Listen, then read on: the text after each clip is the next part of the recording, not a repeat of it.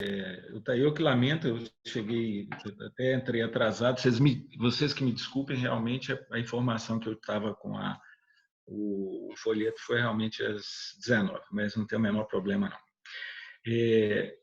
Primeiramente, para me apresentar, meu principal cartão de apresentação é ser amigo do Hugo e das pessoas que trabalham com ele, em que eu tenho uma confiança e uma tranquilidade de recomendar qualquer coisa que ele orientar em termos de não só de formação esportiva, mas de formação humana. Eu devo muito do que meus filhos conseguiram na vida ao Hugo e à equipe técnica dele, que sempre nos apoiou em todos os momentos, e isso é uma coisa que é uma dívida que eu tenho para o resto da minha vida. E eles também o reconhecem, o Hugo e a equipe toda, como uma grande pessoa e uma grande equipe que realmente proporcionou a eles chegar onde eles chegaram. Bom, nas horas vagas, além de eu ser amigo do Hugo, eu sou também médico e trabalho no Hospital Vila da Serra, e eu estou no Comitê de Enfrentamento do Covid-19. Tá? Eu preparei a proposta que nós fizemos, eu preparei uma apresentação, eu vou ser o mais breve possível em algumas informações, para que a gente possa, a partir dessas informações, passar alguns pontos mais polêmicos, e depois a proposta seria a gente abrir para discussão, luta, e o que eu quero trazer aqui realmente é suscitar discussões para a gente poder esclarecer da melhor maneira possível. Eu vou pedir, Maísa, que você passe a primeira slide, por favor. Bom, então é o seguinte, realmente essa situação que nós estamos vivendo hoje é uma situação extremamente desafiadora, na qual a gente se confronta com um inimigo que até bem pouco tempo atrás, para a maioria das pessoas, era bastante não conhecida, na verdade, né? Agora, nós que trabalhamos com medicina, já tínhamos diversos alertas da potencialidade de surgimento dessa pandemia, né? E diversos alertas foram colocados nas diversas revistas médicas praticamente nos últimos 20 anos. Tá? E, na verdade, o que aconteceu, na maioria das vezes, foi um negligenciamento dessas informações, dessa passagem de informações. Uma coisa que, às vezes, acontece muito quando a gente está diante de um problema é negar a existência desse problema e achar que isso não vai acontecer conosco. Mas isso tem sido alertado e é isso que a gente está diante hoje, ou seja, uma doença com uma capacidade de transmissibilidade absurda, com uma rápida dispersão no mundo inteiro, virando uma pandemia em menos de 4 meses. E a gente vai fazer essa revisão para a gente, como eu falei, suscitar essas discussões. O próximo slide, por favor, Maísa. Muito bem, então nós estamos diante de um vírus, tá? É um RNA vírus, é um vírus dentro da classificação de grupo 4, é um RNA, é um vírus RNA de cadeia simples. Eu vou passar rapidamente sobre essas classificações, elas têm mais interesse vamos dizer assim, mais acadêmico, mas é uma coisa para vocês se situarem. E nós temos 4 tipos principais de coronavírus, sendo que os que realmente causam doença humana são os alfa e beta coronavírus. Tá? Nós temos diversos subtipos desses alfa coronavírus e beta coronavírus.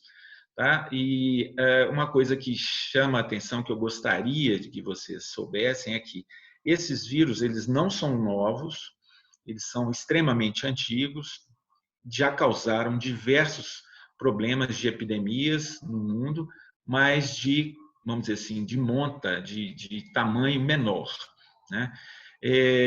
Então, a maioria desses vírus, tanto o alfa quanto o beta, coronavírus, eles são responsáveis por um grande número dos resfriados comuns, ou seja, dessas gripes comuns que a gente tem sazonalmente, ou seja, de tempos em tempos, tá?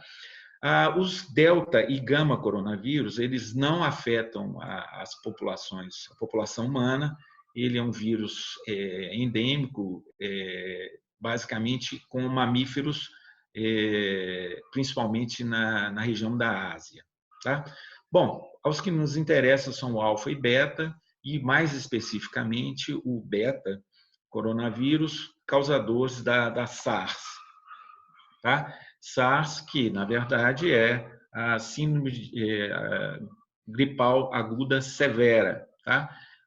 Daí o nome, essa sigla em inglês, coronavírus tipo 2. Por que tipo 2? Porque o tipo 1 foi o responsável pelo SARS na epidemia de 2002, 2003, que acometeu cerca de 9 mil pessoas na região também do sul da China, e teve uma mortalidade em torno de 10%. Matou em torno de 900 e poucas pessoas, mas houve uma certa contenção do processo e ele não tinha características tão de facilidade de disseminação. Outro vírus que também surgiu é o MERS, que é um vírus semelhante que surgiu no Oriente Médio. Isso foi em 2012 e 2013. E o animal envolvido, que era o hospedeiro, na verdade, dessa zoonose, eram dromedários. Tá? Também houve um surto em torno de 1.500 pessoas, só que o que chama a atenção aqui é uma alta letalidade. Ele matou 39% das pessoas que ele acometeu. Bom, enfim, aí em novembro começaram a aparecer os primeiros casos no sudeste da China, tá? Em que foi isolado o SARS-CoV-2. Era um vírus extremamente semelhante ao SARS-CoV-1, em torno de 98,6% do genoma desse vírus, da carga genética desse vírus, era similar ao SARS-CoV-1. Esse SARS-CoV-2, eu vou comentar posteriormente, que é o causador dessa doença respiratória agora, e o que chama a atenção é a grande diferença de capacidade de disseminação do vírus. Ele tem uma capacidade de transmissibilidade absurda e é completamente diferente, nesse sentido, do SARS-CoV-1.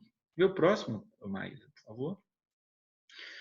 Então, é isso aqui que eu comentei, falando de viroses respiratórias, que é o que a gente vê no nosso dia a dia de prática clínica. Existe uma tendência dos quadros respiratórios viróticos serem mais comuns na temperatura fria, ou seja, outono e inverno. Tá? E essa sazonalidade, quer dizer, essas diferenças de frequência de acordo com o período do ano, elas trazem variações, tanto no hemisfério norte quanto aqui no hemisfério sul. Esses dados são do hemisfério norte, tá? E o que eu queria chamar a atenção é essa linha que é desse gráfico, que é arroxeada, na verdade, é o do H1N1, ou influenza. Tá?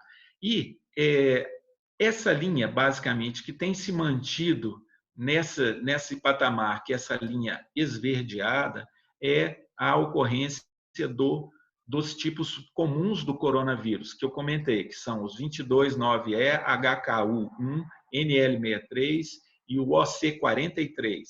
Tá? Eles são responsáveis em torno de 15% a 35% dos casos de gripe comum nos diversos anos passados. Tá? Então, não é uma coisa que estaria fora da normalidade, da expectativa nossa, se não fosse o surgimento de uma cepa, que foi o SARS-CoV-2, no qual a capacidade de transmissibilidade foi absurda. Vê o próximo, por favor. E aqui, basicamente, é aquilo que eu comentei, 96%, alguns trabalhos mostram 98,4% de identidade genética. Com o beta-coronavírus, que é o SARS-CoV-1, tá? Que foi isolado na província de Yunnan. Tá? E esse vírus surgiu, uma coisa que é até meio paradoxal, ele surgiu na mesma região, que é o maior instituto de virologia da China. A China ela foi muito criticada na pandemia de 2002 do SARS-CoV-1, na qual eles falaram que a capacidade de reação do país foi extremamente criticada, era pequena. Então a China instalou em Wuhan, logo no ano seguinte, o Instituto Nacional de Virologia, na qual eles focam o estudo e fazem um acompanhamento dessas mutações genéticas, dessas transformações que o vírus pode ter, e fazem a monitoração desses vírus. E aqui, gente, eu trouxe esse slide basicamente para tirar da cabeça de vocês teorias conspiratórias, ou seja, esse vírus foi manipulado no laboratório, esse vírus foi criado pelos chineses para acabar com a economia ocidental, esse vírus foi criado para se vender medicamento antiviral ou para poder vender vacinas. Não, tirem isso da cabeça. Nós estamos completamente expostos a essas possibilidades de mutações virais, e sempre estivemos, e agora mais ainda por causa da grande globalização, do fluxo de pessoas, da circulação de pessoas e mercadorias de um lado para o outro no nosso cotidiano. Vê o próximo, por favor. E o que eu queria comentar também é que esses vírus vieram dos morcegos. Tá? Ele é uma espécie endêmica, ou seja, o vírus ele vive nos morcegos, principalmente no sudeste, sul da Ásia e na região dessa província chinesa. Ele sofreu, não se sabe por quê e como foi o mecanismo, ele sofreu uma mutação e começou a ter capacidade de infectar os humanos. Tá? Então, uma coisa para esclarecer é o seguinte, nós temos diversos, vamos dizer assim, potenciais hospedeiros desses vírus, e os morcegos são realmente grandes espécies. Por quê? É uma espécie que está em todo o globo, a não ser na Antártida. Tá? De cada 5 espécies de mamífero, um é morcego, ou seja, 20% das espécies de mamíferos são morcegos. Só perde em número de espécies para os roedores. É o único mamífero voador. Somente é menos distribuído no planeta do que nós humanos.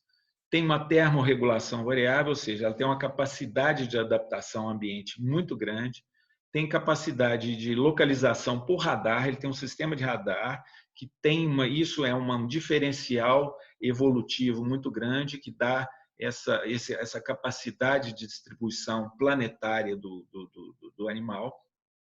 Uma outra coisa que é importantíssima, eles vivem muito. Um morcego de 7 gramas, com uma capacidade reprodutiva muito grande, pode viver até 43 anos. Tá? Uma outra coisa que é extremamente interessante na biologia dos morcegos eles têm um sistema imunológico extremamente ativo e ele pode ter na sua estrutura de receber vários e vários agentes viróticos sem ter a doença. Tá? E eles têm sido muito estudados porque o sistema imunológico deles eles não deixa aparecer tumores, ou seja, eles têm sido estudados de forma muito significativa, basicamente buscando atividades imunológicas que a gente possa tentar copiar para diminuir a nossa capacidade, nossa suscetibilidade, quer dizer, o nosso risco de desenvolvimento de tumores. Tá? E com isso, com todas essas características, ele, como eu falei, é um grande reservatório de vírus. Meu próximo. Uma outra coisa que também tem sido levantado é a grande questão: como que se passou do morcego para a espécie humana?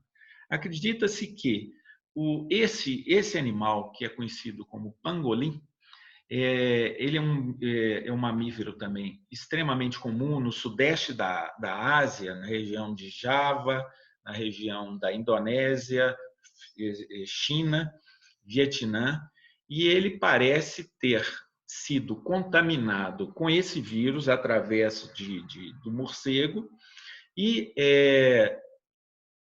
ao que parece, ele fez a transição para a espécie humana. Ele o vírus sofreu algum grau de mutação. Por quê? Esses animais eles são caçados e são comidos pela população, grande maioria da população nessa região do sul da China. Meu próximo. Então, esse surto surgiu na província, todo mundo sabe disso, é o que mais se fala, de Wuhan, na província de Hubei, na cidade de Wuhan. É uma cidade com cerca de 11 milhões de habitantes, uma população dinâmica, uma cidade completamente cosmopolita, é uma área de entroncamento de trens-bala, é uma área de grande atividade comercial, e é uma região que tem fluxo de pessoas de todas as áreas da Ásia, tanto dentro da China quanto para o Japão.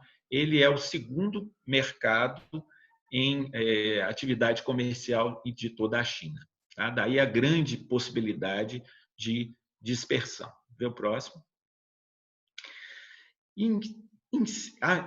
Quando surgiu essa doença, ou seja, algumas pessoas começaram a aparecer com um quadro respiratório, uma pneumonia grave, atípica, e pegava pessoas de todas as idades. Tá?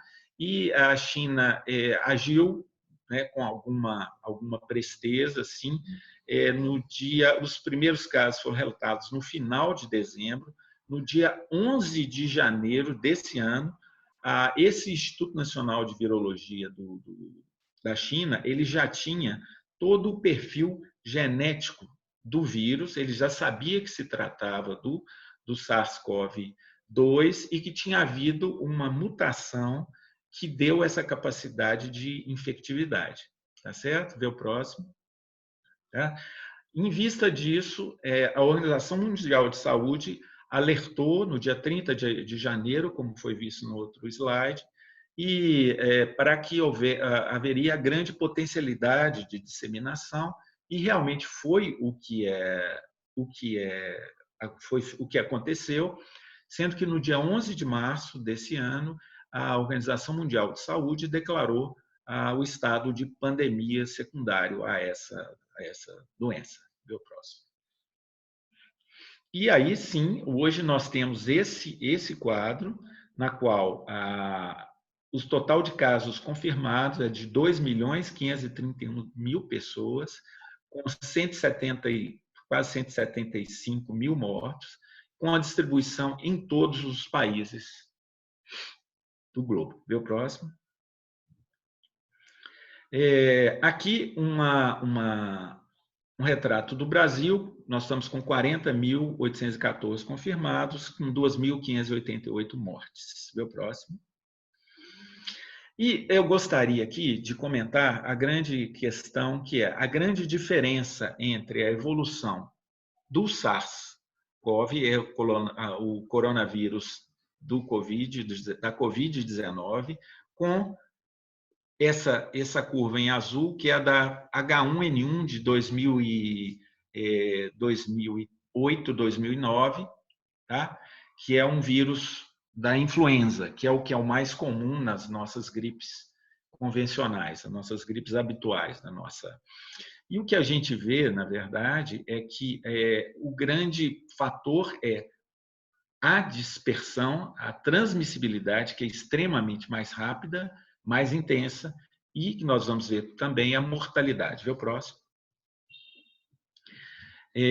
Aqui a mortalidade, que também seguiu uma curva extremamente diferente, muito mais acentuada, que fala pelo número de pessoas acometidas e a mortalidade extremamente diferente em relação à gripe suína, do H1N1. Daí a grande preocupação da Organização Mundial de Saúde e também dos governos para que isso seja abordado da forma mais rápida e precoce possível. Vê o próximo. E uma outra coisa aqui é a questão da letalidade, ou seja, o percentual de pessoas que foram acometidas com a doença e que realmente evoluíram para a morte, óbito. Tá? Mais uma vez, chama a atenção, esses dados aqui, mais da esquerda, são referentes ao coronavírus, do SARS-CoV-2, a COVID, e vocês veem que a mortalidade pode chegar em determinados momentos. Isso aqui, existe essa variação basicamente porque os dados ainda não estavam completamente computados. A mortalidade, no princípio, variou entre 16,9 até 4,59. Esses dados, gente, nós não temos ainda, muito diferentes, por exemplo, da gripe suína, tá? Nós não temos o que é o real ainda, por quê? Porque a gente ainda não sabe qual que é o real frequência de acometimento da população como um todo. Ou seja, nós não temos ainda, é uma doença em estudo, e ela ainda está acontecendo, vamos dizer assim, o processo de difusão, de disseminação da doença. Nós não sabemos ainda concretamente qual é a taxa de mortalidade dela. Acredita-se que seja maior do que o do vírus do H1N1, com certeza, tá? Mas ainda não temos certeza desse dado exato. Vê o próximo. Chamando rapidamente a atenção das características clínicas, né? 80% dos casos são casos leves, ou seja, eles passam como se fosse um resfriado comum. 15% casos graves, que vão chamar a atenção de necessidade de atenção médica, e 5% dos casos são muito graves, que esses casos graves demandam entrar paciente para internação hospitalar, tá? Principalmente por quadros respiratórios, de pneumonia, insuficiência respiratória, e 5% casos muito graves que têm um quadro tão grave, que vai levá-los à terapia intensiva, ao CTI. E são esses sintomas mais comuns que vocês já estão bem familiarizados. Vê o próximo. E a gente tem como descobrir esses casos. A gente faz a pergunta, a pessoa está com o vírus, a gente faz a detecção de partículas, de partes do vírus, que é o chamado PCR, tá? Que é a busca de traços do RNA do vírus, do ácido nucleico. Tá? E depois, numa fase mais tardia, se a pessoa teve o vírus, ela teve alguma reação a isso? Ou seja, ele disparou uma resposta imunológica dessa pessoa que teve o contato com o vírus. Então, através disso, a gente vai procurando, seja o PCR, que é a detecção de componentes do vírus, ou de resposta do hospedeiro, ou seja, do nós humanos, se começamos a produzir anticorpos de defesa a esse próprio vírus. Vê o próximo. E o que a gente vê que a gente tem 2 tipos de anticorpos, o IgM, 3 tipos de anticorpos, a resposta, na verdade, IgM, IgA e IgG.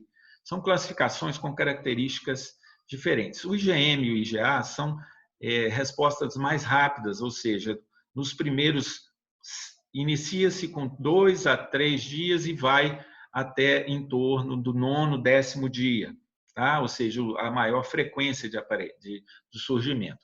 E o IgG, ele é mais tardio, depois de 14, 15 dias, geralmente existe uma frequência muito maior, e ele é que dá para a gente, vamos dizer assim, uma ideia de que essa pessoa teve o contato e já tem algum grau de imunidade a esses vírus, ok? E a gente tem usado mais o IgM e o IgG. Eu vou comentar posteriormente. Vê o próximo. Bom, aqui basicamente, quanto mais eu trouxe esse slide aqui, isso é uma resposta do hospedeiro, quanto mais grave as infecções, maior a possibilidade de detecção desses títulos. E vocês vão entender depois, quando eu for explicar como que a doença faz, quais são as consequências do vírus no corpo, é que vocês vão ver por que existe essa elevação desses anticorpos. Vê o próximo. Bom, e uma outra coisa que vocês devem ter ouvido falar muito é a questão de relação da idade com a presença de casos de fatais, né? Mortalidade. Então, nesses casos de séries aqui do publicados na literatura mais recente, de 0 a 9 anos, até aquele momento, isso aqui foi no dia 3 de abril desse ano, não havia morrido nenhuma criança, tá? Mas já houve 2 casos nos Estados Unidos de morte de crianças. Mas é uma doença na qual existe uma maior frequência de casos graves e com maior comprometimento das populações mais idosas com patologias associadas, ou seja, hipertensão, diabetes, insuficiência cardíaca, problemas de tumores, cânceres avançados. Esses pacientes têm mais suscetibilidade e isso vai ser importante para a gente determinar qual é a população de risco e quais são os critérios que a gente vai utilizar numa potencial liberação para uma tentativa de volta à normalidade. Tá? E uma coisa que chamou a atenção foi o seguinte, foi uma casa de idosos em Seattle, que logo no início da epidemia nos Estados Unidos, em que grande número de pessoas morreram nessa casa de idosos por transmissão de um caso único através de um cuidador. Tá? Vê o próximo.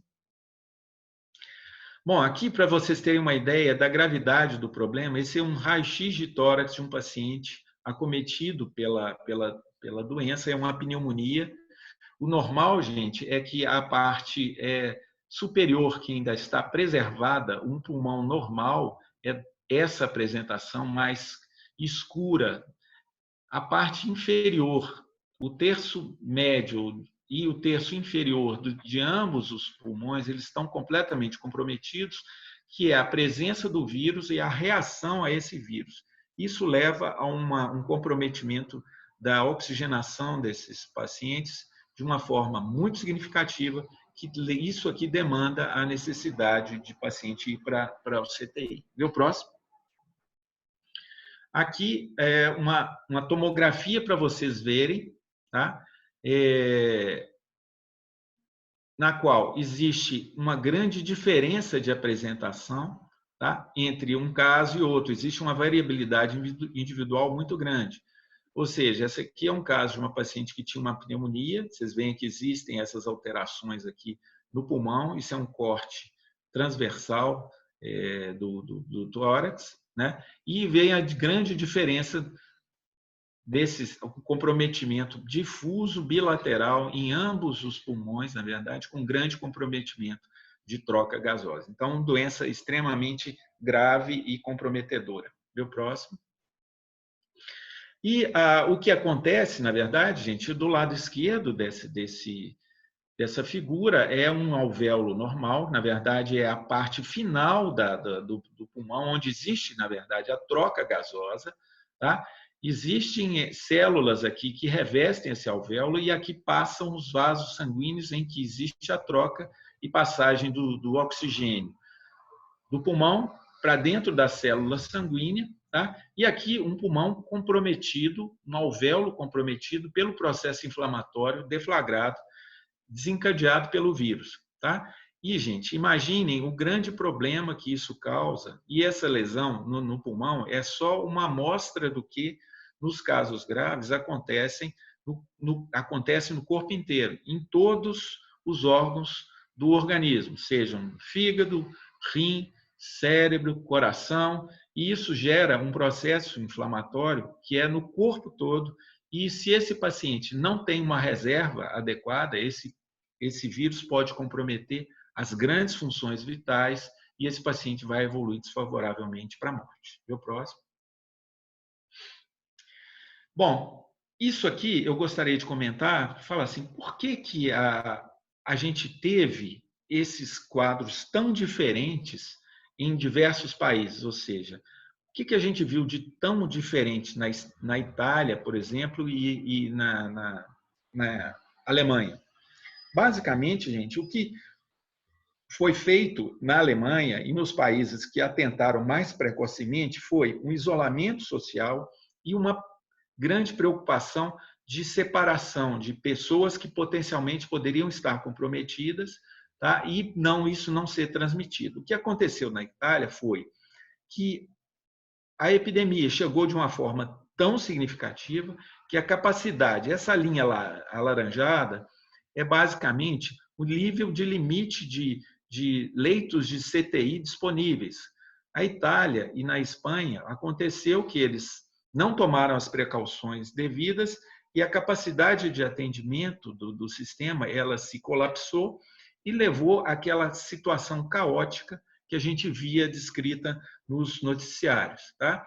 E realmente foi na Itália e na Espanha houve uma circunstância de colegas médicos, infelizmente, terem que fazer opções, ou seja, qual tem mais chance de sobrevivência ou não. E esses pacientes tinham prioridade de intervenção. Vocês vão estar curiosos, no Brasil, o ideal é acima de 20 leitos disponíveis para cada 100 mil habitantes para atendimento de catástrofes. Né? No Brasil, nós temos 20,9 leitos para cada 100 mil habitantes de terapia intensiva. Tá?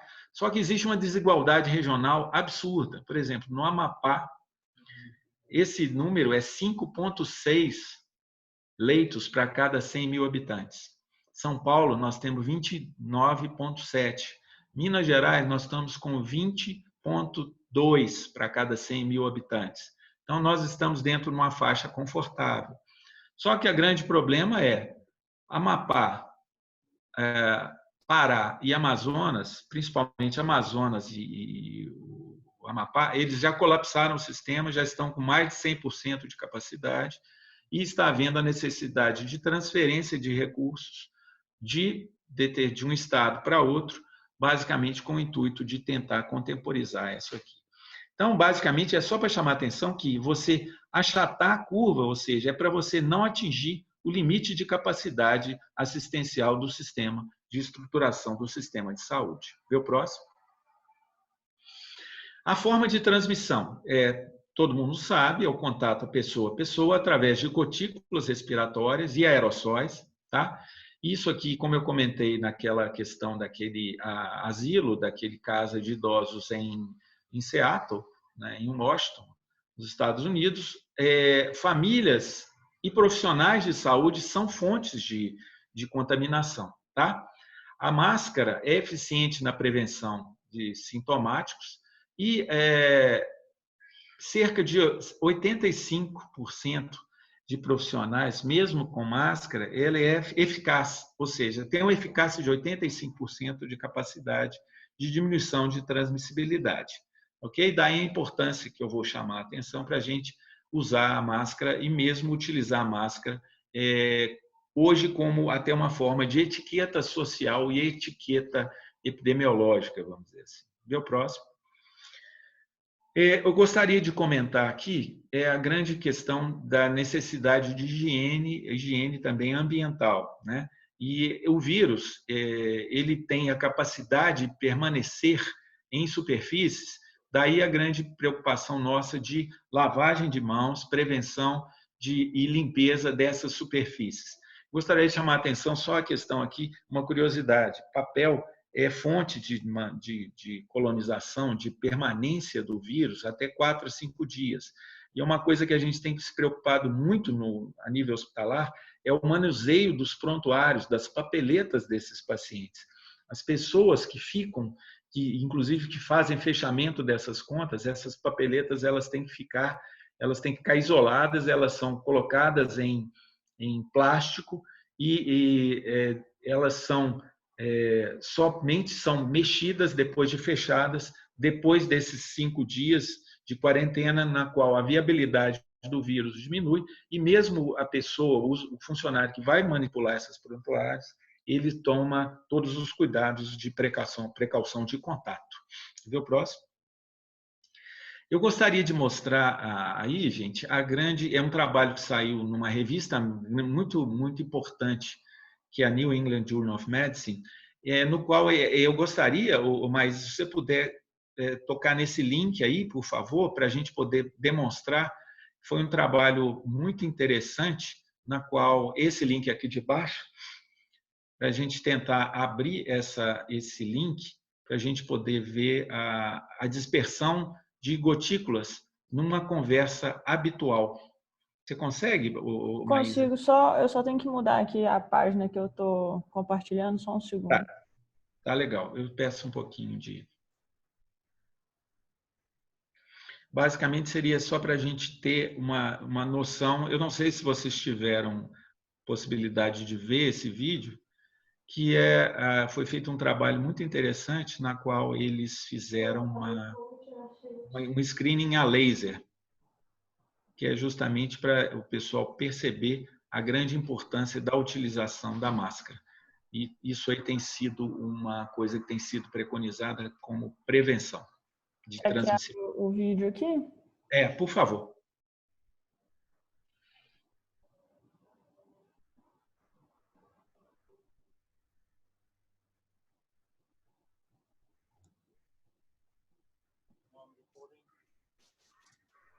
Stay healthy.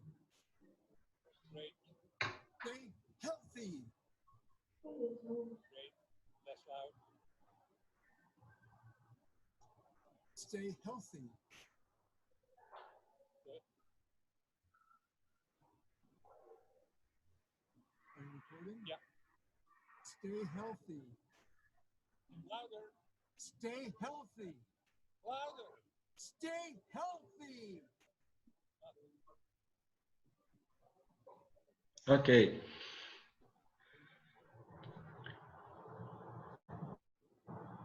Voltou mais? Voltou aí? Beleza, tá bom. Eu não sei se deu para vocês perceberem, porque eu não sei, para mim o áudio ficou muito baixo, mas enfim, basicamente para vocês verem que foi feito, solicitado no experimento para se falar uma frase banal, que é uma conversação do dia a dia, e vocês viram que realmente existe um mecanismo de barreira extremamente eficiente, vamos dizer assim. Diminui muito realmente a potencialidade de transmissão. Vê o próximo. E aí, várias circunstâncias, ou seja, se um portador do vírus, a possibilidade dele infectar uma pessoa usando uma máscara comum é de 70%. Tá? Essas máscaras comuns, elas não têm um filtro capaz de filtrar, de não deixar penetração viral, principalmente o COVID, aliás, o corona, que é um vírus pequeno, é em torno de 80 a 100 nanômetros. Tá? Se a pessoa é um portador do COVID, usando uma máscara comum, a possibilidade de contágio é em torno de 5%. Uma pessoa sem usar máscara. Um portador de COVID, de corona, com o contato com uma pessoa em uso de máscara é em torno de 1,5%, ou seja, completamente justificável a utilização dessas máscaras. E, como eu falei, eu acho que daqui para frente ela vai fazer parte da nossa etiqueta social de utilização. Vê o próximo. Bom, aqui no Brasil, o primeiro caso foi confirmado, né, no dia 26 de fevereiro. Um brasileiro que veio da Itália, na região do norte da Itália, região de Milão. Tá? Esse caso foi o caso índice. Tá? E ele foi acompanhado, né, tentado fazer um regime de contenção, mas o que se viu é que rapidamente outros casos foram surgindo, tanto em São Paulo, vê o próximo, por favor, quanto em todas as regiões do Brasil. Hoje, nós temos, a partir do dia 2 de abril, nós já tivemos casos em todos os estados brasileiros, mas o que chama a atenção é que o maior número de casos são em áreas de entrada de aeroportos, que são maior fluxo de estrangeiros, ou seja, no caso, São Paulo, Rio de Janeiro, o Ceará, Fortaleza também, proporcionalmente ao número de habitantes local, ela é uma área extremamente também frequente. Vê o próximo? Disparadamente, o estado de São Paulo foi maior. Tá? E a curva de síndrome respiratória grave em São Paulo foi realmente, ela foi muito, muito aguda, muito ascendente, e que realmente chama a atenção que nós importamos esse vírus de várias partes do mundo, principalmente da Europa e dos Estados Unidos. Vê o próximo? Em Minas Gerais, o nosso perfil atual é esse aí, ou seja, nós temos 82.144 notificações de síndrome respiratória grave, temos 76 mil, em torno de 76 mil casos suspeitos, 1.186 casos confirmados, tá? Temos em Minas Gerais 44 óbitos, tá? Em Belo Horizonte, mais especificamente, nós temos uma notificação de 28 mil casos, tá? E somente 8 óbitos confirmados pelo SARS-CoV-2. Tá? E uma coisa que eu gostaria de chamar a atenção é o seguinte: o perfil epidemiológico nosso, ou seja, as amostras virais que nós encaminhamos para análise, 63% delas são de casos suspeitos, né, são de H1N1, ou seja, do vírus influenza comum. Em torno de 8% de coronavírus, e o restante é dos outros causas de vírus, vírus sincicial respiratório, adenovírus, rinovírus e outros tipos de vírus. Tá? Então, é que chamar a atenção que esse ano a notificação de síndromes respiratórias como um todo diminuiu muito em Minas Gerais e muito em Belo Horizonte. Para vocês terem uma ideia, o Hospital Vila da Serra, ele atendia a partir de março, abril, até final de julho, diversas crianças com síndromes respiratórias que necessitavam de internação hospitalar. Nós tivemos, do dia 28 de fevereiro até hoje, nós tivemos 3 crianças internadas com síndrome respiratória aguda que necessitasse de internação. Então, realmente, o isolamento social foi extremamente importante nessa mitigação dessa dispersão. O próximo. Aqui o quadro especificamente do Hospital Vila da Serra, nós tivemos 39 pacientes internados, né, ou suspeitos, né, demos 36 altas, confirmados foram 3, tá, e um óbito que foi causado, né, secundário à Covid-19, um quadro grave. Tá? Hoje nós temos um paciente na UTI adulto, suspeito, e um paciente na internação pediátrica não UTI. Nós não tivemos nenhum caso grave que bate com a literatura, nenhum caso grave de criança. Vê o próximo. Comparando com outros países, o que a gente vê é que o Brasil ainda está numa curva ascendente, mas em termos de população houve uma melhora. Em termos de, se você corrige isso pela população, existe uma curva bem mais favorável do que, por exemplo, os Estados Unidos, o Reino Unido, Itália e Espanha. Tá? Vê o próximo. E todas essas medidas, basicamente foram por quê? Inclusive pela questão de isolamento social. Todos os países que adotaram precocemente o isolamento social, eles evoluíram com uma curva que chegou num platô muito mais rápido e descendente muito mais rápido também. Tá? Os Estados Unidos, a Itália, o Reino Unido, inclusive, a princípio, o Reino Unido considerou não se limitar, não fazer o isolamento social e se tentar fazer uma imunização que se chama de imunização de rebanho, ou seja, que se as pessoas entrassem em contato com o vírus e a imunidade seria difundida, né, através de pessoas sintomáticas, pouco sintomáticas ou assintomáticas, e isso aí dispersaria o vírus e a população estaria, vamos dizer assim, imune. Só que, pelos cálculos, e que foi feito na Itália também, que se viu na Itália com um grupo controle histórico, que isso levaria à possibilidade de mortalidade de até 500 mil pessoas no Reino Unido, e não foi sustentável, isso não foi sustentado como política governamental, e eles fizeram o isolamento social. Vê o próximo. Bom, vamos começar a falar um pouquinho sobre tratamento. Hoje, já existem aqui, no dia 15 de fevereiro, existiam mais de 80 protocolos de pesquisa testando diversos tipos de tratamento. Hoje, eu já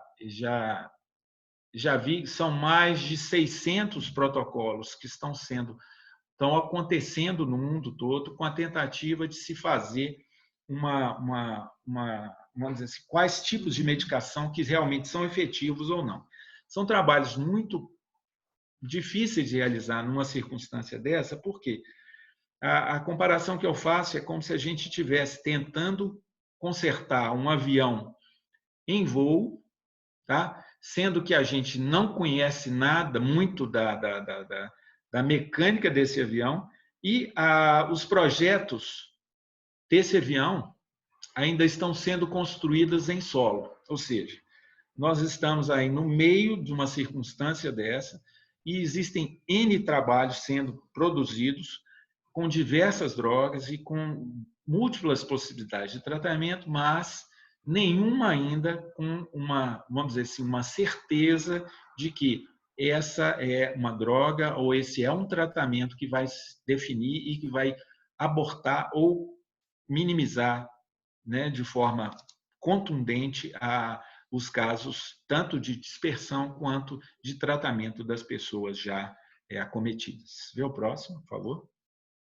Então, nós dividimos os tratamentos em medicamentos ou abordagens direcionadas ao vírus ou abordagem de modular a resposta imune dos pacientes, ou seja, dirigida ao vírus, ou seja, a gente dirigir a algumas partes do vírus que possam interferir na dinâmica da proliferação e da destruição celular que esses vírus podem trazer no nosso corpo. Tá? Dentre elas, as mais comentadas, a cloroquina, a hidroxicloroquina, o remdesivir, e existem N agentes, são mais de 68 agentes hoje que estão sendo testados. Tá?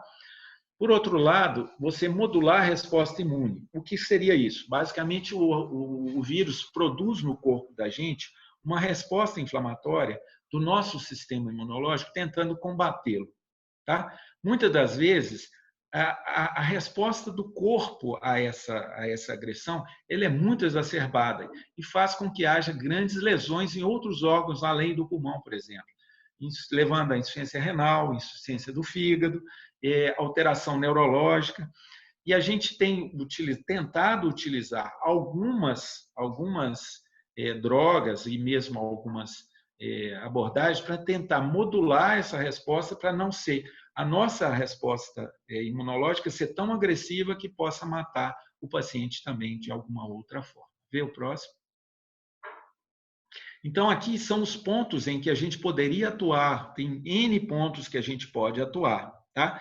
Eu vou chamar a atenção aqui a atuação da cloroquina e da hidroxicloroquina, que, na verdade, elas entram numa fase em que existe uma fase de ligação a receptores nas células do epitélio do pulmão, do trato respiratório em geral,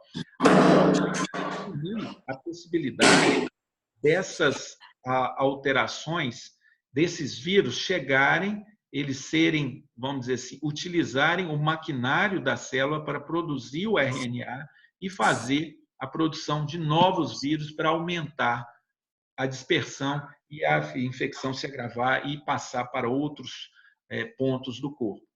Então, são N pontos em que a gente pode atuar. Não existe, até o momento, nenhuma droga mágica, não existe nenhuma droga 100% eficaz e não existe nenhuma panaceia, nenhuma coisa que você possa falar e dizer, olha, isso vai resolver 100% dos casos e nós estamos tranquilos. Não. Eu gostaria de comentar, a semana passada, o governo, o ministro da Ciência, Tecnologia e Inovação saiu com uma manchete de jornal falando de uma droga desenvolvida no Brasil e que estava sendo testada em 50 pacientes. A comunidade científica ficou extremamente desconfiada e cética disso. Quando foi anunciado, é uma droga que existe há vários anos, ela é utilizada, ela é um antihelmíntico, é um antiparasitário, ele tem ação em alguns tipos de vírus, tá? Que é o Anita. Vocês mesmos já devem ter usado esse medicamento para algumas circunstâncias, seja para tratar uma verminose ou mesmo para uma diarreia. Então, são drogas que estão sendo pesquisadas, sim, mas não existe nenhuma comprovação de eficácia, de grande ganho terapêutico e que, na verdade, não existe o que eles chamam de uma droga mágica que vai resolver esse problema até o momento, infelizmente. Vamos para o próximo. Então, uma outra coisa que a gente tem que pensar é a questão de vacina. Vacina, vocês sabem que a gente tem vários tipos de obtenção, de formas de obtenção da vacina. A gente pode pegar o vírus, atenuar o vírus, pode pegar partes do vírus, pegar o genoma, a parte genética do vírus e ver quais as proteínas que ele sintetiza e fazer com que isso faça, que a gente consiga fazer a indução de uma resposta imunológica de anticorpos específicos para aquele tipo de vírus. Várias vacinas estão sendo testadas, mas nenhuma com a possibilidade de utilização clínica. Isso deve demandar entre alguns trabalhos falam otimistas 6 meses, outros 1 ano e meio, no mínimo. Tá? Para vocês terem uma ideia, a vacina do Ebola, que foi aquele surto que houve, uma doença hemorrágica no litoral leste da África em 2013, 14, 15, ele tem uma mortalidade muito alta. Foi desenvolvida a vacina 2 anos depois, o surto já tinha passado, tá? E essa vacina ainda está para comprovação de utilização clínica dela. Vê o próximo. Bom, então o desenvolvimento, como eu falei, é um processo lento, tá? Que ele vai ter que pegar, seja o RNA do vírus, o vírus inteiro, partes do vírus, e essas vacinas têm que ser desenvolvidas. É um processo lento que tem que ser liberado, tem fases de utilização 1, 2, 3, é licenciado, isso tem que ir para uma escala industrial para ser utilizado e aí sim se ter a tranquilidade de falar, com a vacinação nós vamos poder ter uma tranquilidade de uma volta à normalidade, tá? E isso aí vai ser determinante ainda de um tempo, vai ser necessário para a gente poder ter isso do ponto de vista de utilização clínica. Vê o próximo? Bom, seria basicamente isso, gente, e eu deixo agora as nossas perguntas aí para a gente poder discutir. Vocês desculpem, foi meio extenso, mas eu acho que pode ser a base para a gente começar a conversar aí. Bom, Marcinho, primeiro, parabenizar de novo, agradecer muito, né? Foi uma aula bem bacana, tá muito, apesar de ter muito termo técnico, a forma que você consegue passar para a gente fica muito clara. Eu acho que seria bem legal, a gente está com alguns pais, não sei se estão todos aqui agora, que são da área da saúde médica, começar até por eles, alguns comentários, depois a gente vai para os meros mortais aqui fazer as perguntas. Aí já vai começar me apertando mesmo, hein? Já vamos começar.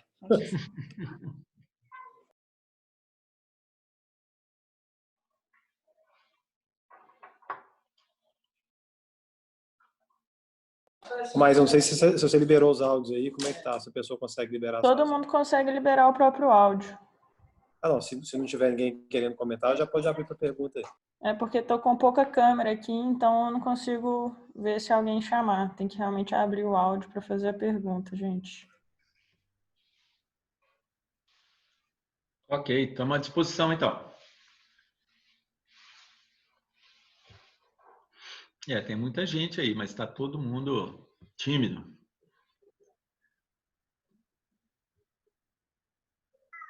Bom, eu tenho uma pergunta. Na verdade, são duas em uma só. Uma, na verdade, é só uma questão de curiosidade, que falou que no Vila da Serra teve um óbito, né? Sim. O Vila da Serra está em Nova Lima. Se for um morador de Belo Horizonte que internou no Vila da Serra, essa morte conta como Nova Lima ou como Belo Horizonte? Conta como Nova Lima. Entendi. E uma... Oh, desculpa, pode falar. Não, é porque a gente tem que fazer o registro na vigilância epidemiológica, a gente tem que fazer para o município em que está localizado o hospital, né? Então, a gente reporta as nossas informações epidemiológicas à Nova Lima. Reportar ao Estado, né? E, na verdade, a gente é computado como Nova Lima. Perfeito, obrigado. E uma outra rapidinha aqui, é uma questão mais viral mesmo. Por exemplo, os vírus, eles sofrem mutações, mas eles podem ser desenvolvidos entre eles mesmos, criar uma nova espécie de vírus, ou, vamos supor, o coronavírus sempre existiu e sofreu uma mutação, ou ele foi criado a partir de alguma, sei lá, uma junção de vírus, não sei como que o vírus se desenvolve, né? Ou se ele sempre existiu e simplesmente foi sofrendo mutações. Gente, o vírus, coronavírus, ele sempre existiu. Ou seja, nós não temos um marcador, falou, ele existe há 5.000 anos, 4.000 anos, 3.000 anos. Isso não. Isso nós não temos, porque ele é um organismo tão primitivo, vamos dizer assim, que ele não consegue deixar, não existe marcador biológico para poder determinar a idade dele. Agora, o que a gente sabe é o seguinte, é que são organismos vivos, que têm a capacidade de reprodução não autônoma. Ele precisa de outro organismo para se reproduzir, ou seja, ele precisa de uma célula de hospedeiro para se replicar, desenvolver, replicar, utilizar o maquinário celular do hospedeiro para produzir. É como se ele fizesse, ou ele roubasse o maquinário celular e começasse a produzir os próprios vírus, eles próprios. Tá? O que se sabe é que, dentro desse processo de maquinário celular, ele faz vamos dizer assim, essa informação, essa passagem de informação do vírus para o maquinário celular do hospedeiro, para produzir proteínas virais e fazer o vírus, isso aí pode sofrer aleatoriamente mutações. Ou seja, é como se fosse tentativa, acerto e erro. Quando uma mutação dá certo, o que é uma mutação dar certo? Para o vírus, não estou falando para o hospedeiro, não. A mutação dá certo para o vírus é o quê? Ele tem uma alta capacidade de reprodução e uma alta capacidade de transmissibilidade. Esse vírus fez, do ponto de vista evolutivo, essa mutação foi um sucesso para o vírus e uma tragédia para os humanos. Tá? Então, do ponto de vista, vamos dizer assim, ecológico, o vírus teve um sucesso sensacional. Tá? Por quê? Porque ele, de um período muito curto de tempo, ele ocupou o mundo inteiro. Tá? Então, é isso que na verdade, a essência da vida, é a vida se auto-perpetuar e de uma forma, vamos dizer assim, disseminada, ubíqua no mundo inteiro, no planeta inteiro. Então, do ponto de vista evolutivo, houve essa mutação e foi um sucesso para o vírus, infelizmente para nós, muito triste. Eu respondi o que você queria saber, é isso mesmo? Respondeu isso mesmo. Valeu, obrigado. Oi, Márcio, é Simone. Eu sou médica também. Tem mais alguém na fila para perguntar? Posso falar? Claro. Uma das coisas que eu acho que é importante para falar para todo mundo é que, na verdade, a mortalidade que se esperava na Grã-Bretanha e a mortalidade toda que a gente preocupa é muito mais não por causa da letalidade do vírus por si só, mas exatamente pelo que está acontecendo em alguns locais, né? Que as pessoas chegam no hospital e não lugar para ser internado, não tem UTI para ser internado. Então, que é uma das coisas que a gente fala de achatar a curva, e talvez explicar um pouquinho melhor para o pessoal todo essa questão desse achatamento da curva e da letalidade com relação não só do corona em si, mas também das outras pessoas que morreriam caso não fossem atendidas. Eu acho que, para deixar mais claro, não sei se todo mundo está entendendo bem isso aí ao longo desse período todo, que a gente já está escutando tanto de coronavírus, né? Que da letalidade dele é mais alta que uma virose qualquer, mas não chega a ser extremamente alta. Então, eu queria ver a sua opinião com relação a isso e esmiuçar talvez um pouco mais para todo mundo aí, para a gente não ficar alerta demais da conta, vamos dizer assim, com muito receio. Tá certo. Simone, desculpe, qual a sua especialidade, Simone? Eu sou clínica e nutróloga. Ah, legal. Eu Então, trabalho tá no Felício Roxo. A gente está também, eu vejo alguns pacientes com Covid lá no Felício Roxo, né? E, na verdade, a gente também está um pouquinho vazio, igual vocês aí no Vila da Serra. Sem dúvida. Eu falo que é o seguinte, foi muito boa realmente a sua lembrança, porque a grande questão é o seguinte, o que a gente quis desde o princípio, que eu acho que foi uma atitude muito responsável dessa questão do distanciamento social, foi evitar o grande problema que a Itália, por exemplo, e a Espanha vivenciaram, que é justamente a gente chegar naquele momento que a gente tem que escolher a quem tratar por falta de estrutura. Isso, do ponto de vista humanitário, do ponto de vista ético, para nós, é um negócio extremamente desagradável e completamente fora do que a gente é preparado, né, na nossa formação. E realmente o que a gente quis realmente foi o quê? Achatar a curva, é isso mesmo, né, Simone, que você chamou a atenção. É basicamente a gente não passar da nossa capacidade assistencial e a gente ter capacidade de detectar os casos numa fase muito inicial, precoce, abordar eles preventivamente e fazer com que esses pacientes não evoluam tão mal quanto foi deixado chegar no caso desses países que nós comentamos, né? E isso só foi possível por causa dessa questão dessa abordagem de isolamento social mesmo, por diminuição de transmissibilidade. Porque se você pensar bem, né, Simone, você deve ter visto também, nós não nos preparamos de forma muito importante com relação à estrutura de exames, por exemplo. Nossa capacidade de realização de exames, seja PCR, né, que é para avaliar o vírus, seja IgM, IgG, elas são muito aquém da capacidade, por exemplo, do que fez a Coreia do Sul, do que fez a Alemanha, do que fez a própria China logo que foi feito. E a gente não pôde, por causa disso, fazer o que a gente chama de contingenciamento, ou seja, você afastar os casos iniciais e tomar conta daqueles casos ali. A gente não teve isso, a gente não fez absolutamente nada disso. O que a gente fez, o que foi importante, foi o papel da população mesmo, de se policiar, eu acho que isso é importantíssimo, e a gente não pode esquecer que nós estamos ainda num momento que já a curva está achatada, mas se a gente agora, nós não podemos ficar em casa o resto da vida. Nós temos que nos preparando para as próximas etapas, que são, a gente vai progressivamente liberando essa atividade, seja econômica, seja de escolas, de atividades, né, de outras coisas, e a gente vai testando como que está essa resposta, para a gente também não liberar completamente, porque senão nós vamos ter só retardado, vamos dizer assim, adiado o pico que a gente não quer passar por ele, né? Isso é fundamental. Isso aí está sendo feito, né, de uma forma muito responsável. Eu tenho acompanhado muito próximo aqui o pessoal do comitê aqui da prefeitura municipal, que é o Starling, o Estevão, o Naí e o Jackson.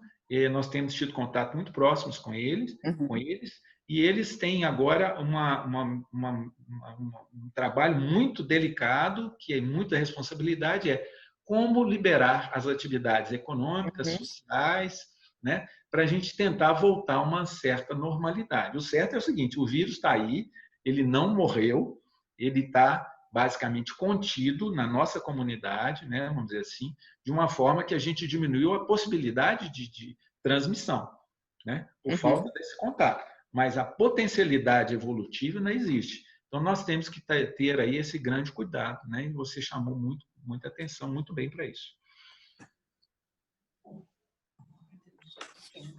Oi. Obrigada.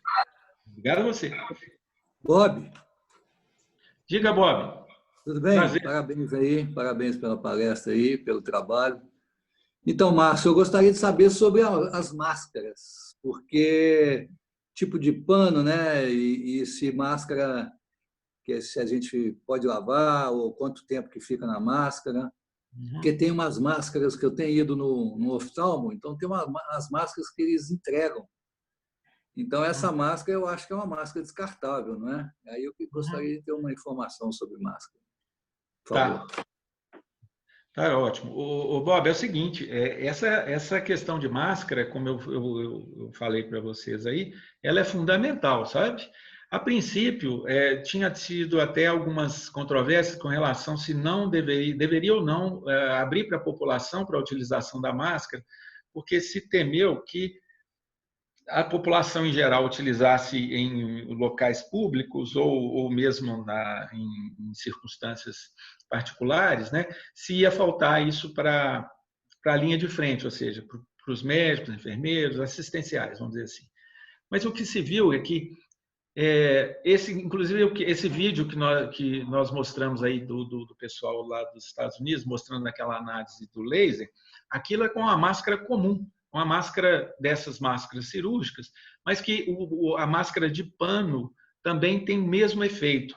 Essas máscaras de pano, elas devem ser lavadas, eu sugiro que sejam lavadas diariamente, ou que sejam lavadas se houver alguma sujeira grosseira mesmo, às vezes mais de uma vez, né?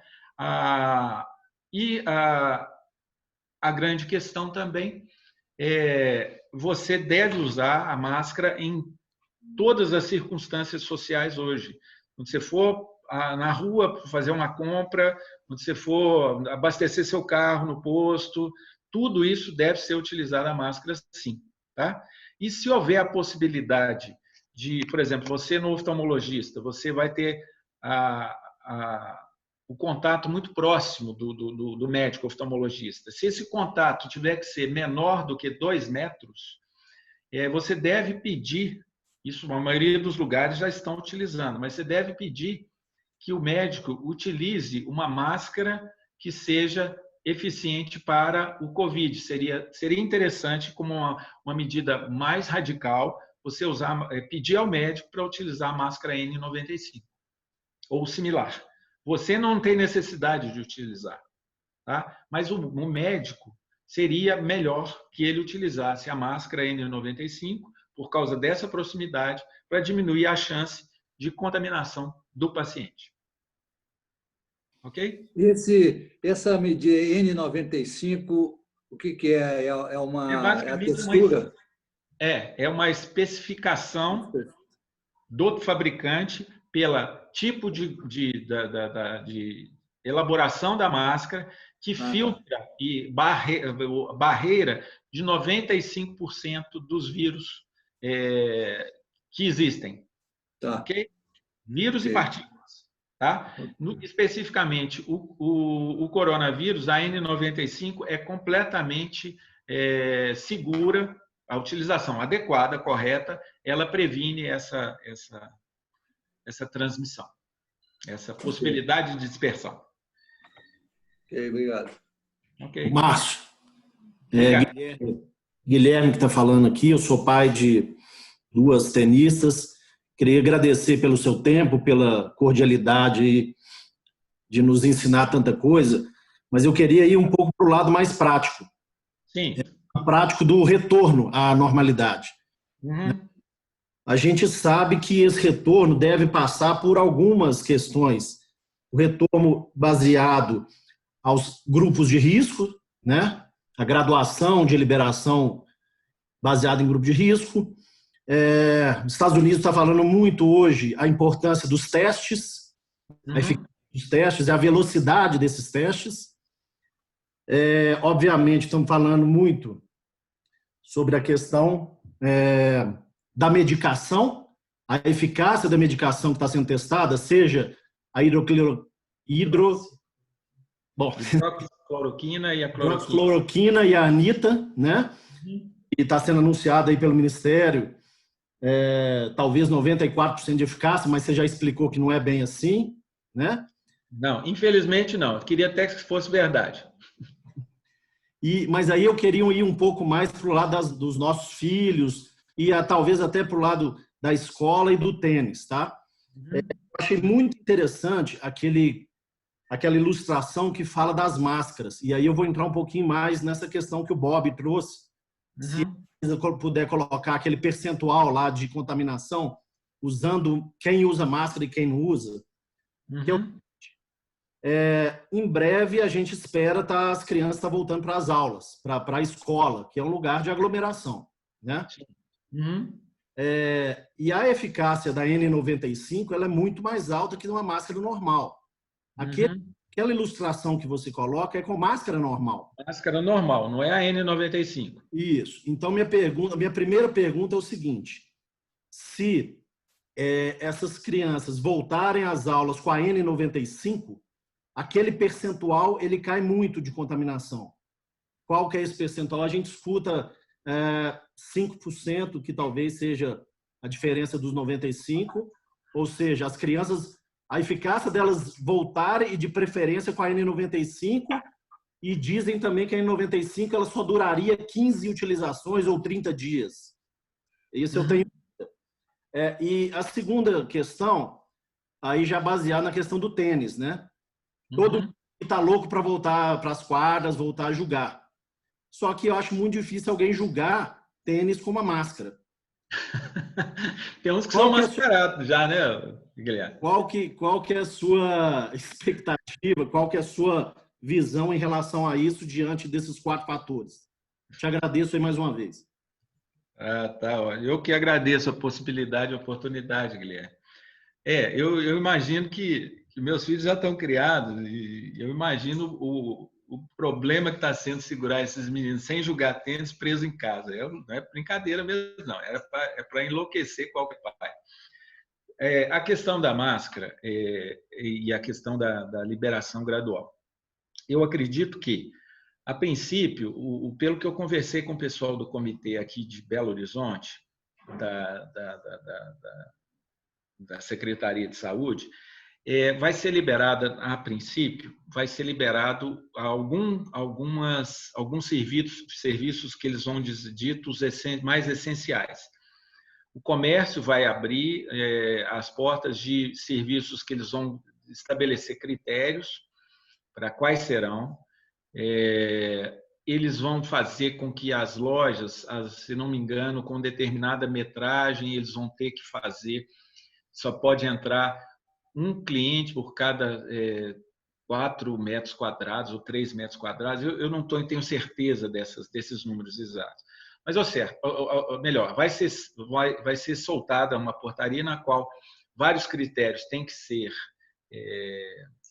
preenchidos e aí sim vai começar a liberar.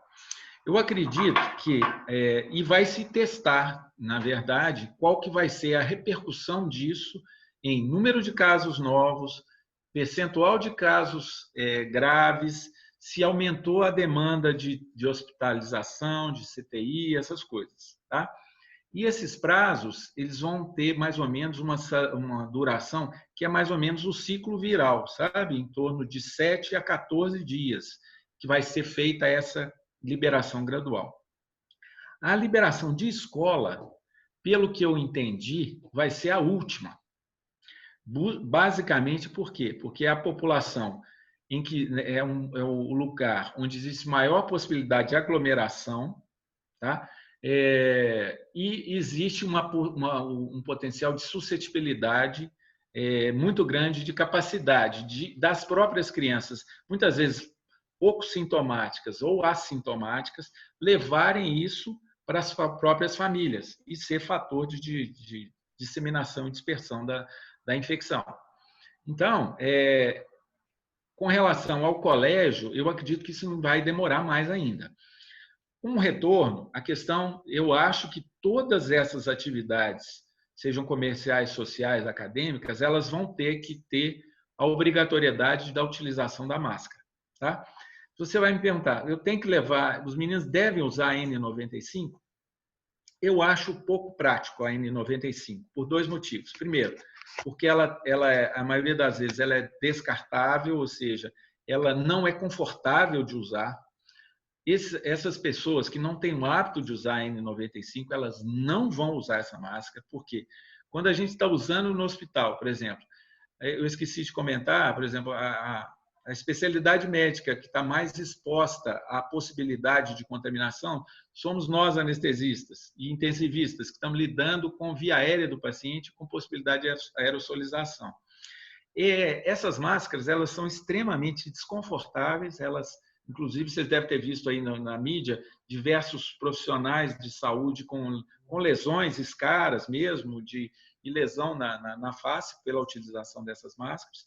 E eu acredito que as crianças e a população em geral não vai aguentar usar a N95. Ainda existe, então, no momento, a quantidade de máscaras N95 ela está adequada. Tá? Só que o percentual de pessoas que vai utilizar, eu acho que não justifica você abrir a N95 para todo mundo. Eu acho que tem que ser realmente para pessoas que vão estar em contato direto com o paciente potencial portador do corona. Tá? Eu acho que uma máscara convencional, que pode ser reutilizada, lavável, pano mesmo, agora tem que ser treinado essas crianças, e é uma questão de educação e mesmo uma necessidade de cobrança dentro do colégio, que essas crianças realmente utilizem essas máscaras. Com relação ao tênis, eu acho que você estar de um lado da quadra e outra pessoa do outro lado, não há problema. Esse contato ele tem que ser mais próximo para se fazer essa, vamos dizer assim, essa transmissão. Agora, há de se ter uma disciplina muito grande dos professores, dos treinadores, no sentido de que há necessidade desse distanciamento físico, inclusive, ou seja, um espaço de, no mínimo, 2, 3 metros entre um atleta e outro, por exemplo. Né? As reuniões têm que ser ao ar livre. Se for, por acaso, para uma sala, todo mundo de máscara, mesmo saindo da quadra, todo mundo colocar máscara, entendeu? Ou seja, nós vamos ter que aprender a lidar com uma nova perspectiva de relação social. Tá? Até que a gente consiga controlar essa pandemia ou que a gente tenha algum fato novo, seja uma droga nova que interfira realmente no curso evolutivo da doença ou vacina. Tá? Então, eu acho que pode ser adequado, eu acho que isso aí nós temos que avaliar isso a gente pode depois ver com o Hugo, com a equipe técnica, talvez uma série de critérios e dessa metodologia desse retorno, entendeu? Mas é uma coisa que tem que ser pensada.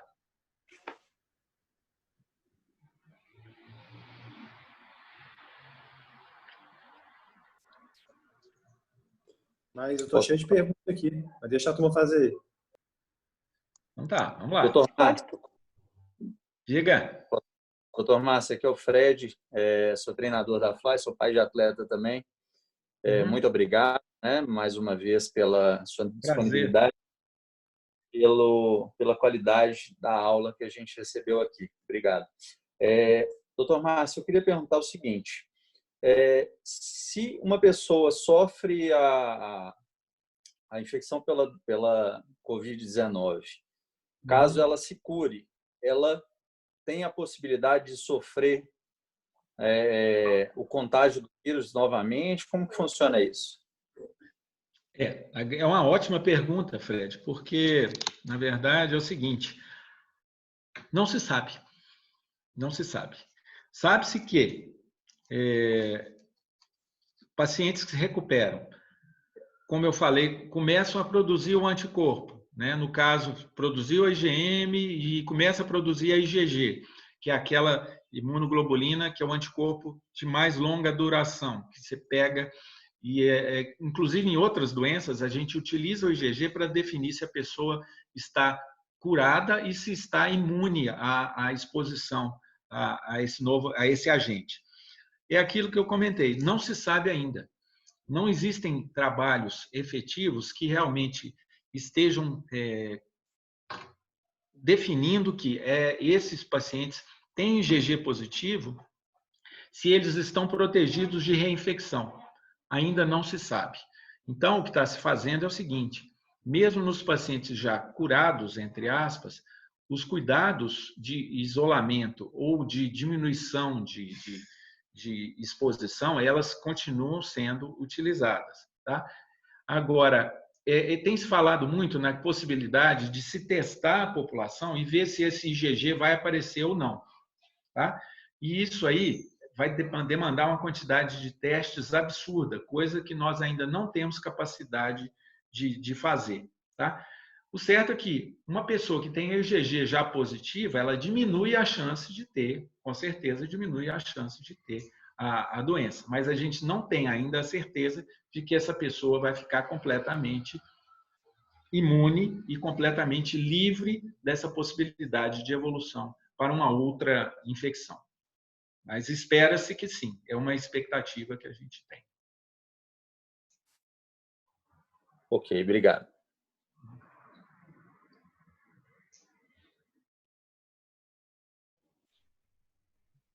Eu queria aproveitar para te fazer uma pergunta, Dr. Márcio. Pois não. Eu recebi, tem pouco tempo, uma cartilha do CREF do Rio de Janeiro, enviando medidas para reabertura de estabelecimentos depois do pico de contágio. Então, eles já estão montando essa cartilha para orientar todo mundo. Só que a minha dúvida é, quando deve ser esse pico de contágio para a gente poder, talvez, começar a pensar em reabertura dos locais? É uma ótima pergunta. O que, na verdade, esse pico de contágio, ele, em Belo Horizonte, por exemplo, em Minas Gerais, ele não aconteceu. Aconteceu, né, uma elevação, mas não tão significativa, como a gente foi até surpreendido com a eficácia das medidas de isolamento social, e a curva já começou a baixar. Uma coisa interessante é que os casos graves que demandaram internação foram muito raros e está muito abaixo, inclusive, de locais, por exemplo, como a Alemanha. Então, realmente, houve uma eficácia muito legal dessa medida. Então, é o seguinte, o que está se aguardando aqui em Minas Gerais, mais especificamente em Belo Horizonte, é uma consolidação desse platô ou mesmo no início da curva descendente. Tá? Para aí sim começar-se a liberar, como eu falei, progressivamente as atividades habituais, normais. Tá? E à medida que isso vai acontecendo, a gente vai vendo como é que vai ser essa resposta e eu acredito que não vai se afrouxar são as medidas de proteção individual, de contato próximo, pessoa a pessoa. Mais especificamente na fisioterapia, para clínicas de fisioterapia, eu acho que essas medidas de contato, inclusive a utilização de máscaras obrigatórias, a gente lavar mais frequentemente as mãos, higienizar mais o ambiente como um todo, né? A questão de superfícies e tudo mais, ser mais criterioso e mais exigente nessas coisas, eu acho que aí assim a gente pode ir testando. Eu não vi aqui em Minas Gerais, Belo Horizonte especificamente, nenhuma orientação específica das especialidades assistenciais, eu não vi. O que a gente está vendo é que as medidas vão depender da própria liberação da prefeitura, das secretarias municipais e estadual de saúde, para a gente poder fazer essas medidas mais específicas. Mas o que eles falaram especificamente? Você lembra? Eles estão falando questão de quantidade de clientes por metro quadrado, higienização, utilização de máscara, várias coisas, mas isso eu recebi, inclusive, de uma pessoa que trabalha com academia de musculação lá, que é um lugar fechado, com mais pessoas. Por isso a minha dúvida, porque hoje aqui em BH, eu acredito que a academia de tênis esteja na mesma categoria da academia de musculação. sendo que, na nossa opinião também de leigo, a chance de contaminação seria bem menor se comparado a um local desses, né? Então, também a gente fica meio sem entender por que está na mesma categoria para uma possível reabertura. Mas isso Mas, aí é uma coisa que pode ser desculpa. negociada, entendeu? Mas, ou seja, e é uma coisa interessante que é justamente se você vai utilizar um espaço que é aberto, né? Você pode ser mais flexível nessa liberação. Então, é uma questão apenas de se tentar, que várias circunstâncias vão acontecer, né? Ou seja, e a gente tem vamos dizer assim, um contato muito bom com as pessoas que estão envolvidas diretamente nisso. Então, é uma sugestão que pode ser tentada, né? Ou seja, academia realmente fechada de musculação, eu acho que tem que botar o número por metro quadrado mesmo, né? E eu acho que isso aí já tem até algumas orientações com relação a isso. Agora, a academia de tênis é uma coisa que, como é um ambiente aberto, né? Eu acho que poderia ser mais flexível nesse sentido, sim. Beleza, obrigada. Ô, Maísa, só complementar aqui, Márcio, pegando já um gancho aqui na pergunta da Maísa. Vamos lá. Tem lógico essa questão do decreto, né? A gente nunca vai descumprir qualquer decreto, né? É uma questão legal. Tem a questão também que envolve, eu acho que é a principal até antes do decreto, que eu falei na ordem errada, que seria realmente essa questão de uma ordem da saúde. Por isso até que eu acho bem bacana, esclarecedor, a gente pegar alguns pontos. E aí tem a questão também, né, que a gente está tomando bastante cuidado, que mesmo que, né, vamos pegar que faça já uma abertura, que a gente já possa começar a voltar às quadras, e que seja até conseguir desmembrar esse decreto, que possa fazer isso daí, mas sendo uma questão também social e da empresa, que a gente também tem que ter vários cuidados, porque a gente começar a fazer pega no Belvedere, por exemplo, onde está a nossa academia, tem muitos prédios ali.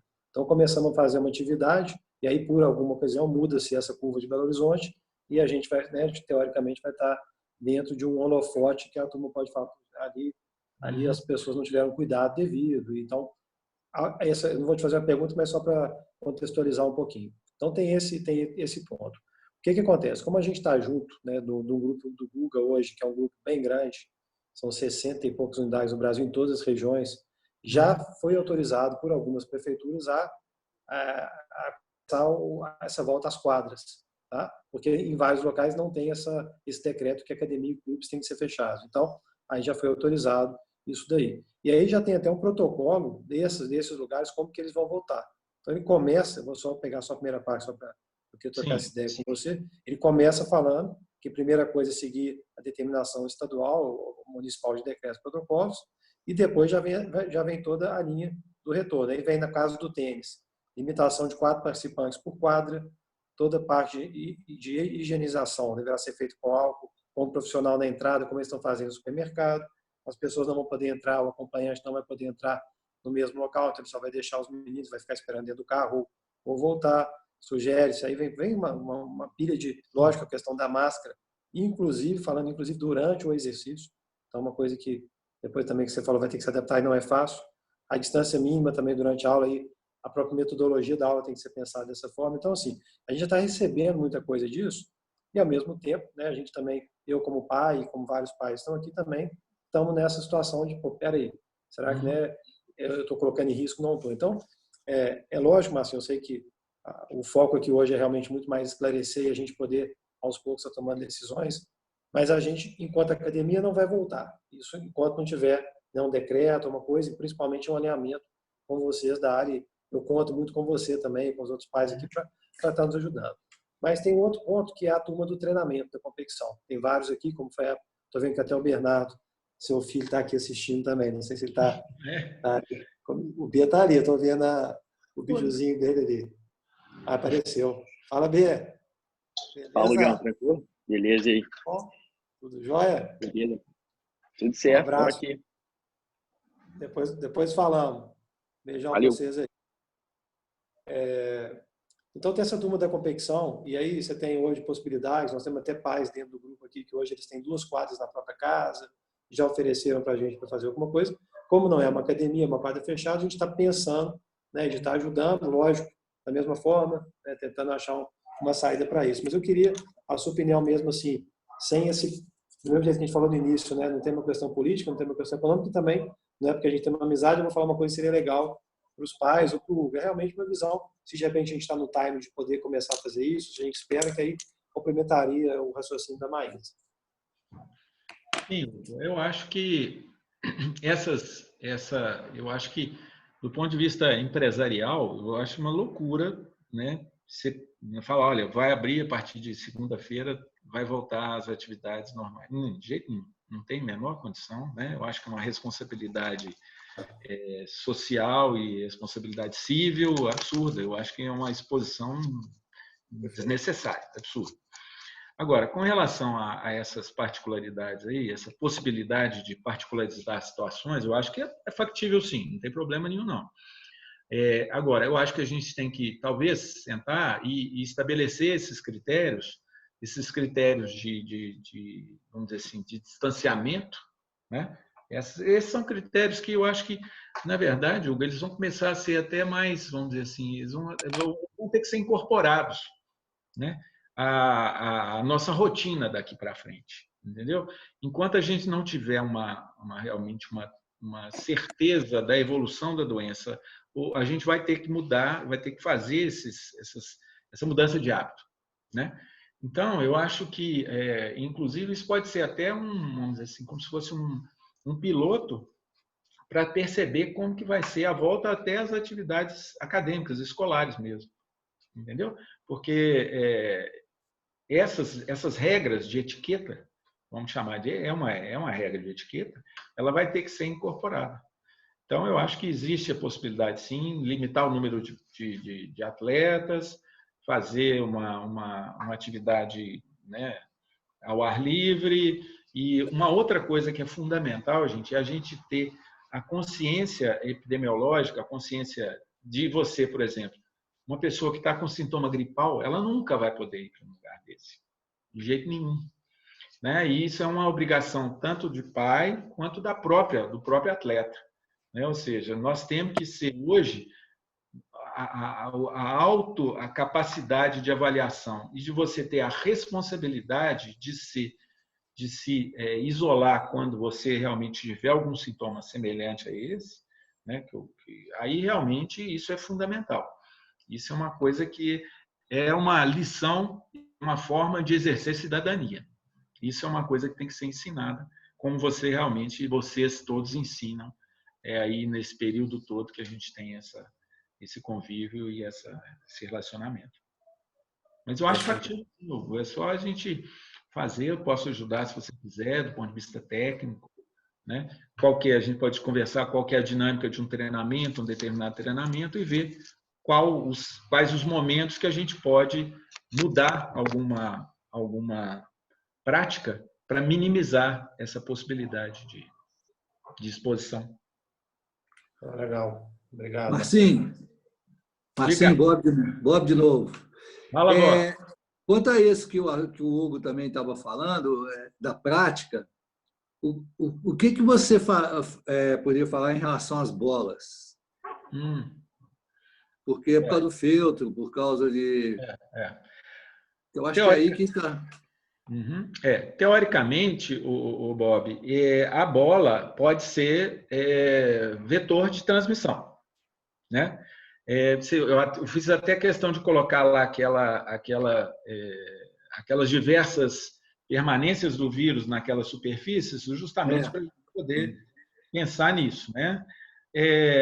Teoricamente, existe esse risco. E uma outra coisa que da bola é a questão seguinte: o tenista, na maioria das vezes, ele põe a mão e passa a mão no rosto, né? Muitas vezes, durante um jogo, enxugar e tal, é uma coisa que potencialmente você pode acontecer, sem dúvida. Agora, não existe nenhum trabalho que fale de que a maior contaminante é a dispersão dessas gotículas, né? Em mais de 90% dos casos, é dispersão de gotícula ou contaminação da mão, e você leva a mão próximo da boca, nariz ou mucosa do olho. Tá?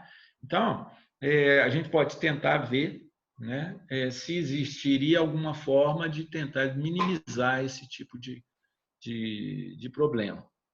Mas, por exemplo, usar luvas para jogar o tênis também não tira, porque a luva vai estar contaminada e a pessoa põe a mão na luva. A luva põe o rosto, a luva no contato com o rosto, por exemplo, né?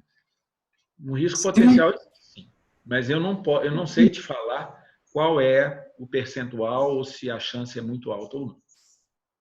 Boa noite, Ricardo Filho aqui. Fala, Aproveitando do Bob, eu queria saber se higienizar as bolas com álcool 70 assim, ajuda a minimizar, já que está nesse ponto. Ou se também não tem, né, assim adianta.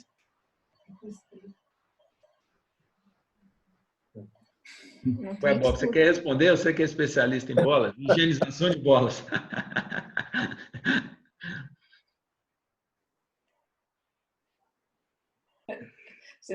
Usar uma bola só e não bater com top spin nem slice, só chapada. Tá certo. Ô, Ricardo, é o seguinte, eu acho difícil, né, higienização de bola assim. Uma coisa que pode minimizar isso, né, talvez dentro dessa questão, é o seguinte: antes de começar treinamento, é higienização de mão mesmo, né? Higienização de mão, né? E a gente começar a treinar a utilização, em vez de usar a camisa ou usar a própria mão para enxugar suor, ter o hábito de usar a toalha em si. O suor em si é uma transmissibilidade pequena. Tem nesse protocolo que a gente colocou aqui, que já está, na verdade, a turma está estudando muito isso, porque já tem lugares que até já estão em quadra, tá? Já tem alguns dos locais que existem escolinhas já estão em quadra atuando. Então, tem várias possibilidades. Eu acho que tem uma que eles estão falando que é só, até mais me colocou aqui agora para lembrar, da questão do treinador. É só o treinador lançando, não vai ter mais drill, é bola viva, é mais um rally. O treinador lança e quando a bola para no chão, o menino não tem contato com a mão. Ele sempre vai jogar com a raquete e só o treinador vai manuseando a bola. Tem um outro estudo, estão falando, né, da própria aula. Se for uma aula individual, a pessoa leva as 3 bolas dela e faz o contrário. O treinador não encosta na bola, o menino pega a bola e aí ele higieniza, como o Ricardinho falou. Mas eu acho que esse tipo de ação, né, para até aproveitar aqui que você está, eu acho que você se disponibilizou, acho que a gente realmente precisa de fazer, como você falou, um piloto, né, fazendo isso bem ainda, quieto, entendendo o processo, de repente pode até ajudar no processo, até porque também é saúde, né, Marcinho? Eu acho que tem um ponto. Eu queria aproveitar, para a gente não estender muito nesse ponto aqui agora, um ponto que eu acho que é muito importante para a turma. A maioria aqui tem avós, né? A maioria aqui tem, né? A gente também, eu já tenho um pai também que já está na idade de avós de vários dos meninos aqui. Quando a gente fala de quarentena, fala desses cuidados todos, né, do que está acontecendo, qual que é a sua sugestão? Eu acho que você já falou bastante coisa durante, como o Guilherme falou, de ir para a prática, porque eu vejo assim, a pessoa fala quarentena. Eu mesmo, quando cheguei dos Estados Unidos, te liguei para saber exatamente o que era bom fazer, né? Porque estavam vindo pessoas de lá contaminadas, e aí tinha aeroporto, tinha avião, passou para São Paulo, e você me falou e eu acabei eu fazendo isso daí. E a turma fala, o que eu sinto é assim, não, vou ficar 7 dias, aí de repente já tem um que já está indo na casa de avô, aí tem outro que já junta com os meninos do prédio para jogar bola e volta, né? Tem gente que está achando que está de férias. Eu acho que é bacana você poder explicar um pouquinho isso daí, e acho que esse é um ponto para mim, até também como pai, que eu queria entender um pouco mais, que horas que eu posso estar com meus pais juntos aqui na minha casa, ou vamos deixar eles mais afastados. Eu acho que esse é um ponto bem prático e bem importante também nesse momento. Bom, primeiro, é um ponto importantíssimo mesmo, a questão da questão de lidar com contatos de pessoas de maior risco, né?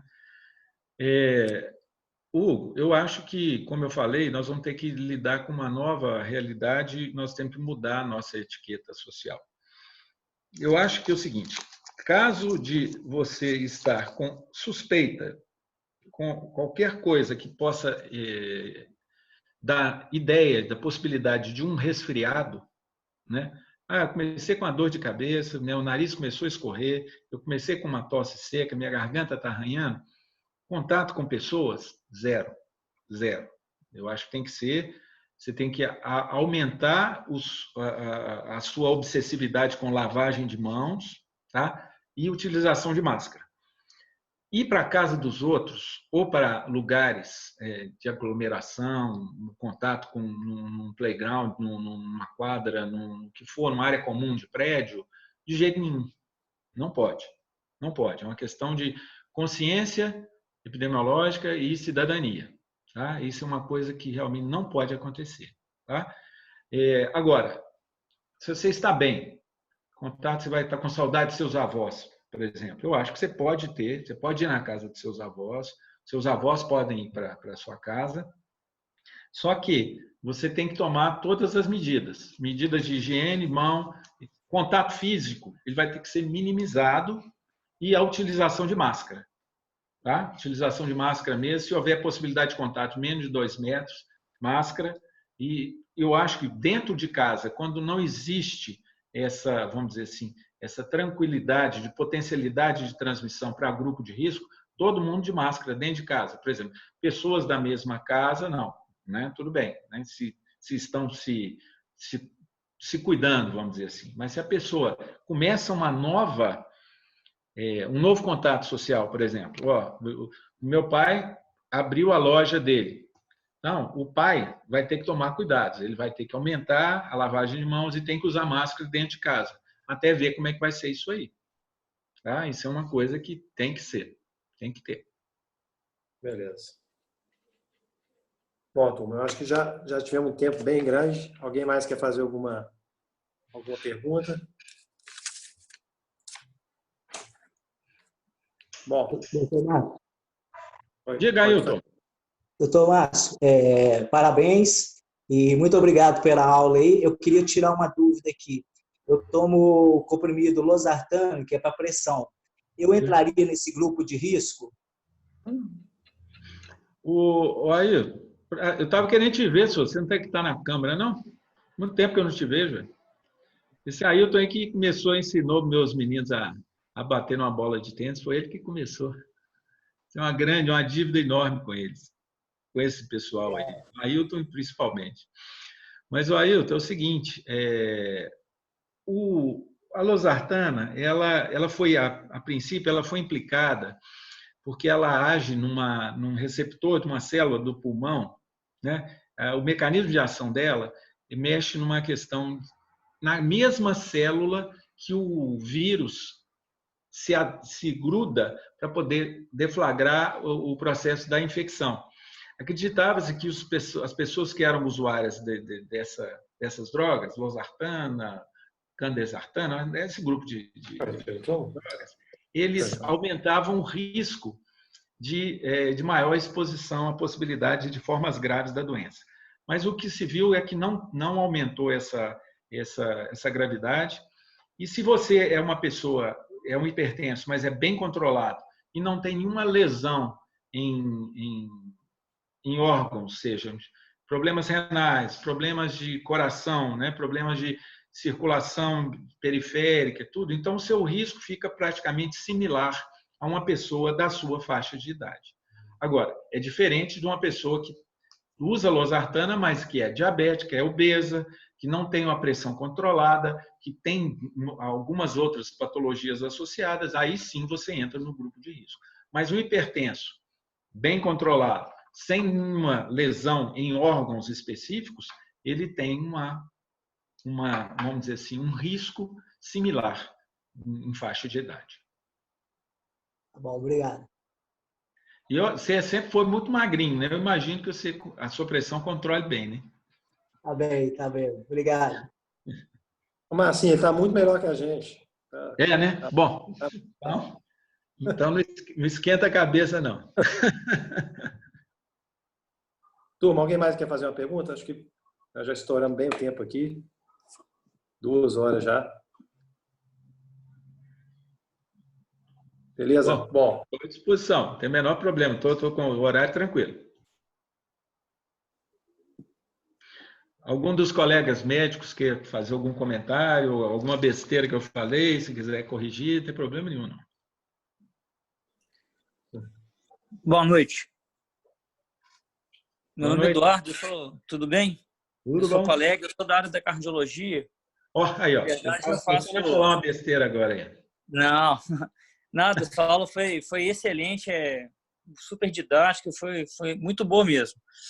Eu acho que o outro alerta que a gente tem que fazer para a turma é que as pessoas têm que entender também que com todo esse distanciamento social, com tudo que está acontecendo, que existem muitas outras doenças que continuam existindo e que nós estamos vendo uma situação quase caótica, uma redução drástica de pacientes indo ao hospital, com medo de adoecer pelo Covid e adoecendo de forma muito grave e de muitas vezes até fatal em casa, com medo do atendimento. Então, na minha área, eu faço cateterismo cardíaco, a redução de pacientes com quadros de angina de peito indo para o hospital já chega a 40% ao redor do mundo. Então, acho que junto com esse alerta aí que é muito importante do Covid, eu acho que a gente tem que alertar as pessoas também que as outras doenças continuam existindo, as demandas continuam existindo e as pessoas não podem ter medo de ir ao hospital para o tratamento de uma outra patologia, né? A gente escuta, fala assim, vou pegar a doença lá, vou pegar o Covid lá. E, na verdade, talvez sejam os lugares mais preparados para a gente tentar diminuir essa contaminação, né? É o primeiro ponto. E o segundo, só que eu acho que é muito importante também, né, que a gente está vendo cada dia mais a importância do uso das máscaras, né? Máscaras faciais e tudo, né? É muito importante o cuidado no manuseio da máscara. Às vezes a pessoa coloca a máscara, mas na hora que vai tirar, põe a mão na máscara no lugar que não deve, então tira de forma inadequada, acaba se contaminando. Eu acho que serve de alerta para as pessoas, né? A gente tem que usar máscara, mas tem que fazer da forma mais correta, né? E assim, aí eu queria até te perguntar também, o que você acha desses anteparos que o pessoal tá usando aí, que eu achei, para te falar a verdade, eu não tenho muita experiência nisso, mas eu achei que uma das melhores soluções que eu vi foram esses anteparos de acrílico que cobre a face toda, porque eu acho que além de cobrir boca e nariz, cobre olho, né? Que é uma mucosa que eu acho que tem um risco potencial grande de contaminação. Não, é verdade, Eduardo. Isso que você pontuou aí é fundamental. Realmente, a quantidade, a queda de atendimento intra-hospitalar, né, de influxo de pacientes ao hospital diminuiu demais. E realmente eu falei assim, gente, onde que estão as insuficiências coronárias, os infartos, as anginas, onde que estão os apendicites? Realmente o pessoal está em pânico com relação a chegar no hospital, né? E realmente muita gente deve estar se expondo a um risco de outras patologias com esse temor, né? Muito bem lembrado. Com relação ao antiparo, a gente, dentro da anestesia e do CTI, a gente tem usado não só a máscara N95, como óculos também e aquele antiparo que eles chamam de face shield, né? E realmente melhora muito, inclusive exposição também de pescoço. Muito bom. E você que faz hemodinâmica, eu acho que é uma boa opção também. Agora, uma coisa que a gente não pode esquecer é o seguinte: eu tô achando que, do ponto de vista prático, a utilização de máscaras de pano, essas caseiras mesmo, que a gente tem visto muita gente utilizar, elas têm sido uma solução bem mais, vamos dizer assim, mais racional, porque a possibilidade de lavar é maior e a sugestão de lavar diariamente, eu acho que isso é muito boa, essa sugestão, porque muita gente não sabe quando a máscara, uma máscara convencional cirúrgica, ela deve ser trocada, né? E todas têm um período de validade também, né? Então, eu acho que a máscara de pano, ela tem um efeito similar. Na verdade, o grande mérito da máscara de pano é você não contaminar o outro. Então, a máscara, na verdade, é um respeito ao outro, né? E isso eu acho que é fundamental. Isso você ficar bem claro também. Beleza. Ótimo, é isso mesmo. Prazer. Obrigado, Eduardo. Foi muito bacana também a pergunta. Ô Marcinho, acho que para fechar aqui, acho que a turma já abusou e eu sei que você está bem disponível aqui. Mas um ponto que a gente está também colocando nessa avaliação é a respeito dos testes. Tá? Você falou dos testes. Como é que seria isso aqui, por exemplo, numa volta? Tá? Você indicaria, por exemplo, nós vamos ter os treinadores, por exemplo, nessa situação, que vão indicar ali, que podem estar atendendo os meninos. Vale a pena fazer esse teste? Não vale? Qual que seria uma linha que você indicaria para isso também? E até para qualquer pessoa também dentro de casa, se vale a pena fazer. Bom, essa questão dos testes está um grande problema. Não é um problema só aqui, não. Aqui, grave também, mas o grande problema é um problema mundial. Primeiro, a qualidade dos testes que a gente tem, elas são muito variáveis. Muito variáveis. A gente viu cada relato de sensibilidade em torno de 30%, 40%, e especificidade também baixa, ou seja, realmente saber se realmente está com a imunidade ou não, e se essa imunidade ela é realmente referente ao vírus, à doença Covid. Então, esse é um grande problema. Porque, você sabe, infelizmente, há interesses comerciais, eles muitas vezes norteiam mesmo nessa situação da desgraça, né? da contingência. Mas, enfim, aqui em Belo Horizonte, tem uma pessoa que está fazendo um trabalho muito interessante, que é a Eliane Lustosa, que é uma patologista, ela foi minha contemporânea de residência no Hospital das Clínicas, e ela tem pegado os kits desses testes e feito a validação. Ela pega o soro de pessoas que realmente que tiveram a doença, que já se curaram, que têm índice elevado das imunoglobulinas, a IgM e a IgG, e testam a acessibilidade desses kits. E ela está fazendo um trabalho que realmente muito interessante, que eu acho que se realmente se concretizar, é um trabalho que vai ser publicado internacionalmente. E a gente, quando tem alguma pessoa pergunta qual teste fazer, primeiro, a validade desse teste, primeiro ponto. Como eu respondi, se não me engano, ao Bernardo, muitos dos testes, a pessoa está com IgG positiva e a gente não tem certeza se isso aí realmente vai dar uma imunidade para ele. Ou seja, o que a gente está procurando seria o que se fosse um passaporte imunológico. Para essa pessoa falar assim, ela está livre, ela não vai se contaminar e não vai ser um contaminante. Mas a gente tem casos já de pessoas que tiveram a doença, ficaram livres da doença, positivaram a IgG e a IgM, IgG, e continuam portadores do vírus no trato respiratório. Não se sabe que percentual é esse.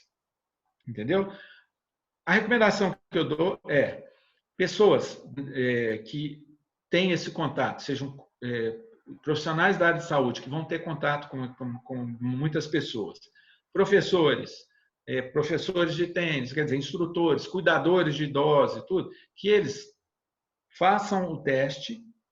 Não se sabe ainda qual a periodicidade que deve ser feito esse teste, mas seria interessante avaliar não só as imunoglobulinas, mas também se continua ainda portador na garganta do vírus.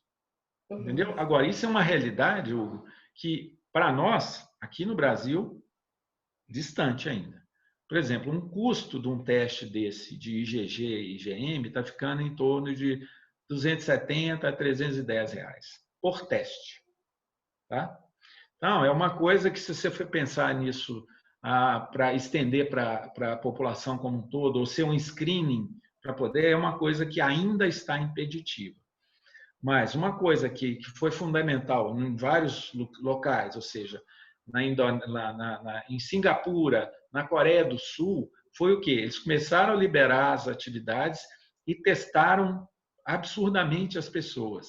As pessoas que não estavam contaminadas ainda ou não tinham imunidade, eles seguraram essas pessoas mais tempo em casa ainda. Não liberaram para trabalhar, por exemplo, entendeu? Não liberaram para ser uma professora, para dar aula, entendeu? Então, é uma coisa que acho que no mundo ideal seria ótimo, mas ainda está longe da nossa realidade.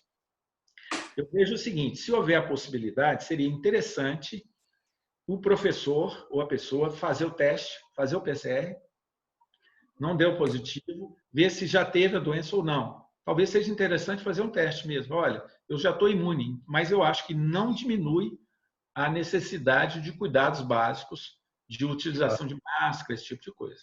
Entendeu? E esse teste não tem essa segurança. não tem essa tranquilidade.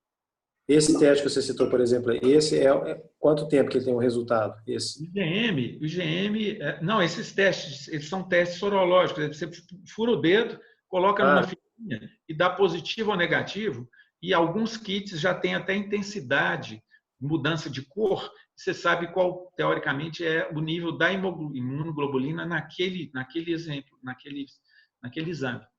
A gente coloca isso depois nesse estudo, né, que a gente for fazer, se for voltar. Se talvez valesse a pena, se a gente quer aumentar mais ainda o grau de segurança, tá? A gente pode estipular isso, por exemplo.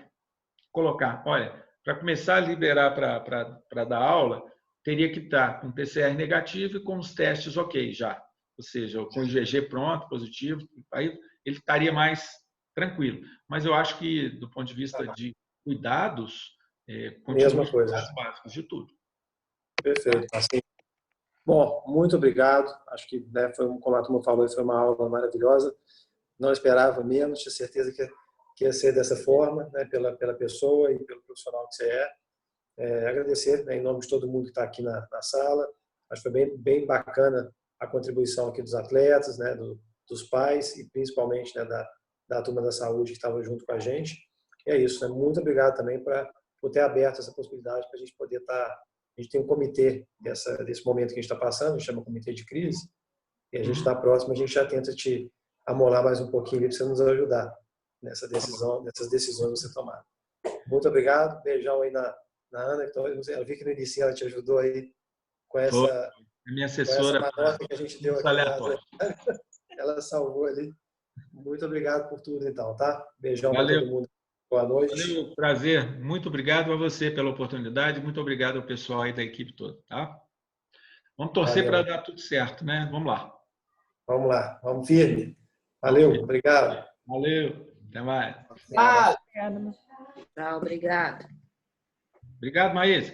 Obrigada. Boa noite. Parabéns. Boa noite. Obrigado. Imar. Simone, você conhece a Simone? Tchau, gente. Obrigado. Valeu, cara. Tudo de bom, Ricardo? Márcio. Diga. Pessoal já sabe. Não só dar tchau, muito obrigada, parabéns. Foi um prazer. Obrigado a você. Prazer também. Obrigada, tchau. Parabéns, Marcinho. Um abraço. Ô, mano, que beleza o herdeiro aí. Tudo bem, Márcio?